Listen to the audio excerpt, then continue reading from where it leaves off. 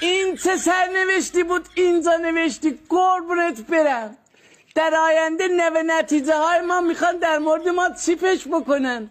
پول برگ میدیم برگ نداریم، برگ نداریم آب نداریم، برگ و آب نداریم، اینترنت نداریم، اینترنت نداشته باشیم هیچی نداریم قربونت برم. ما داریم پیشرفت میکنیم اینجوری جلو میریم ولی اگه به قبی پسرفت میکنیم قربونت برم. داریم از لحظات قطعی برگ به خاطر سرما به لحظات قطعی برگ به خاطر گرما نزدیک میشیم.